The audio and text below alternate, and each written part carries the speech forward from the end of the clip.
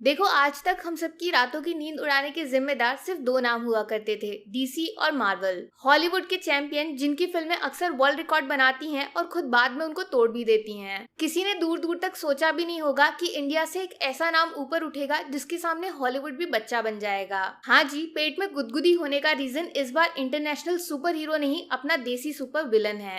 Rocky भाई the monster पधार चुके हैं पूरी दुनिया पर रूल करने के लिए। KGF द फेस्टिवल की शुरुआत फाइनली हो गई है एंड पास्ट प्रेजेंट फ्यूचर सब कुछ बदलने वाला है। चेस का गेम खेला है, उसका सिर्फ एक रूल है, दुश्मन को हराने के लिए घर में घुसकर मारना पड़ता है। हाथ में खून का लाल रंग लगेगा तभी सर पे जीत का ताज सजेगा। तो बस रॉकी को घर में घुसकर मारने के लिए एक नए दुश्मन ने अवतार लिया है, अधीरा।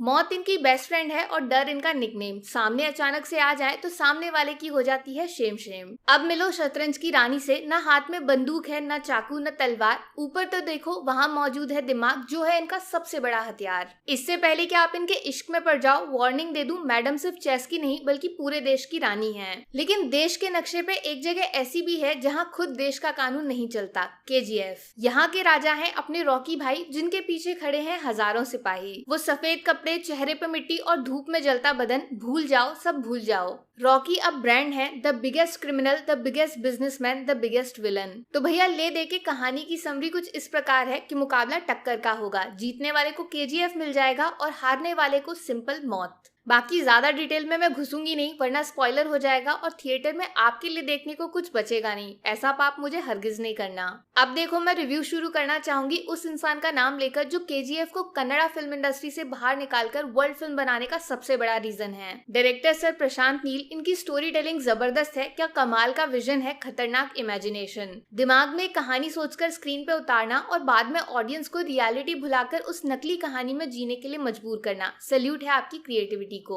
वैसे इस बार कहानी लास्ट टाइम के मुकाबले ज्यादा डिटेल्ड मिलेगी, ज्यादा कैरेक्टर्स हैं तो एक्स्ट्रा लेयर्स भी हैं। पिछले बार सिर्फ रॉकी और गरुणा थे, इस बार बहुत सारे सरप्राइजेस हैं आपका दिमाग नोचने के लिए। और कमाल की बात ये कि हर कैरेक्टर को इतनी चालाकी से लिखा गया है कि आप अच्छा और बुरा दोनों साइड के नजरियों से हर बंदे को देख सकते हो। कौन क्या कर रहा है, क्यों कर रहा है, उसके पास उसका अपना रीजन मौजूद है। एक एक डिटेल का ध्यान रखा गया है, कंप्लीट राइटिंग। अभी देखो, सिनेमेटोग्राफी बिल्कुल टॉप लेवल की है। हर एक सीन डार्क है, इंटेंस है, कहीं पे भी स्क्रीन से नजर हटाने का मौका नहीं दिया गया। स्क्रीन प्ले भागता है बिल्कुल खरगोश की तरह। इतना कुछ चल रहा है ना आंखों के सामने कि आप वो रिस्क लेना ही नहीं चाहोगे। बजट काफी हाई है और पैसा खर्च किया गया है बड़े बड़े सेट्स पे, जिसकी वजह से आप थिएटर से वापस सिर्फ एक फिल्म देखकर नहीं लौटते, साथ में कभी ना भूलने वाला एक्सपीरियंस लेकर आते हो। लेकिन आंखें सिर्फ देखती हैं, आपको जो फीलिंग्स महसूस हो रही हैं उसका पूरा क्रेडिट जाता है powerful and impactful background music को, जो सैड, रोमांस या कॉमेडी हर सिचुएशन के हिसाब से फिल्म के सीन में एनर्जी डाल देता है।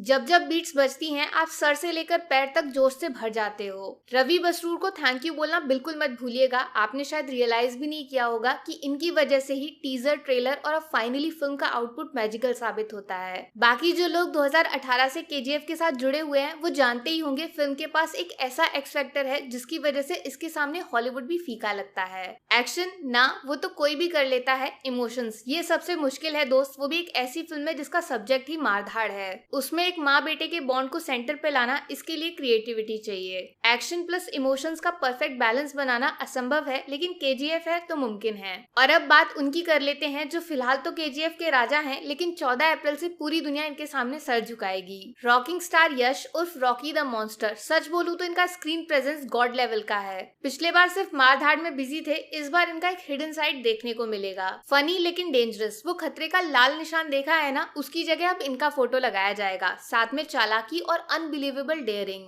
कुछ कमाल के डायलॉग्स भी बोले गए हैं जो दिमाग में अटक जाएंगे आपके। बिल्कुल सिंपल इजी शब्द, लेकिन जिस मुंह से वो निकलते हैं और जिस सिचुएशन में वो बोले जाते हैं पूरा सीन याद हो जाएगा आपको। मैं ज्यादा कुछ तो नहीं बताऊंगी, लेकिन ट्रेलर में जो पार्लियामेंट सीन की झलक देखी आपने और रॉकी वर्सेस अधीरा का वो छोटा सा सीन, फिल्म के अंदर ये दोनों चीजें नेक्स्ट लेवल पे हैं। आंखों पे भरोसा नहीं होगा आपको कि इंडियन सिनेमा में भी ऐसा कुछ बन सकता है। Goosebumps guaranteed 1000%। ये रॉकी को विलन क्यों बोला जाता है, हीरो क्यों नहीं, ये सवाल काफी लोगों ने पूछा है मुझसे। आपको फाइनली उसका जवाब इस बार चैप्टर 2 में मिल जाएगा, वो भी विद प्रूफ। अरे सबसे बढ़िया चीज तो लास्ट के लिए बचाई है मैंने, कास्टिंग। मतलब कौन सा एक्टर कौन सा कैरेक्टर प्ले करेगा, जिसने भी ये फैसला किया था वो बंदा केजीएफ का असली मास्टरमाइंड है। संजय दत्त एज अधीरा हो या फिर Raveena Tandon as the dark queen, या फिर साइड कैरेक्टर्स जिनका ड्यूरेशन थोड़ा छोटा है लेकिन जिम्मेदारी काफी बड़ी। हर कोई रियल लाइफ की तरह आपके दिमाग में एग्जिस्ट करने लगेगा। इतनी स्ट्रॉन्ग परफॉर्मेंस दी है सबने कि किसी एक को बदलने जाओगे तो पूरा केजीएफ का फील गड़बड़ हो जाएगा। आखिरी में सिर्फ इतना बोलना चाहूंगी, हमने जब से फिल्मों को देखा हमेशा बॉलीवुड को ही इंडियन सिनेमा का नाम दिया है, लेकिन एक अकेले बंदे ने पूरी इंडस्ट्री का घमंड तोड़ के रख दिया। कैसे हमको पागल बनाया गया कि बॉलीवुड में ओरिजिनल कंटेंट मिलता है और साउथ में सिर्फ इलॉजिकल एक्शन सीन्स जिन पे चुटकुले बनाए जाते हैं। लेकिन केजीएफ की सक्सेस ये प्रूव करती है कि रीजनल सिनेमा अब बॉलीवुड की पकड़ से बहुत दूर है। दोस्त अगली बार से कन्नड़ा मत बोलिएगा, केजीएफ पूरे इंडिया की फिल्म है, #प्राउड। तो भैया मेरी तरफ से फिल्म को मिल जाएंगे 5 में से पूरे 5 स्टार्स। पहला तो डायरेक्टर साहब का विजन एक नकली कहानी को रियल लाइफ से ज्यादा इंटरेस्टिंग बना दिया। दूसरा परफॉर्मेंसेस, यश भैया, संजू बाबा, रवीना मैडम, हर कोई खुद को भुला के केजीएफ का पार्ट बन चुके हैं। तीसरा हॉलीवुड वाइब्स देने वाले विजुअल्स और एक्स्ट्रा स्पेशल तोड़फोड़ बैकग्राउंड म्यूजिक जो फिल्म को एक अनफॉरगेटेबल एक्सपीरियंस बना देते हैं। चौथा गूज़बम्प्स का रियल डेफिनेशन डिक्शनरी से बाहर बड़ी स्क्रीन पे समझाने वाले अल्टीमेट सेटिस्फाइंग क्लाइमेक्स के लिए। और पांचवा last but not the least, माँ का प्यार एक्शन विद इमोशंस, जिससे रॉकी भैया का चैप्टर 1 शुरू हुआ था उसने चैप्टर 2 को कंप्लीट भी कर दिया। लास्ट में बस आपको याद दिलाना चाहूंगी, आपसे मैंने वादा किया था कि 14 अप्रैल के बाद सिनेमा सी से नहीं के से शुरू होगा, केजीएफ, और रॉकी भैया ने उस प्रॉमिस को पूरा कर दिया है। जाके थिएटर में देखो, फटाफट हिस्ट्री बन चुकी है। बाकी वीडियो में कुछ पसंद आया हो या फिर कुछ शिकायत करनी हो तो मैं आपको इंस्टाग्राम पे भी मिल जाऊंगी, वरना थोड़ा सा इंतजार करिए, मिलूंगी आपसे अगले वीडियो में। Take care, bye bye.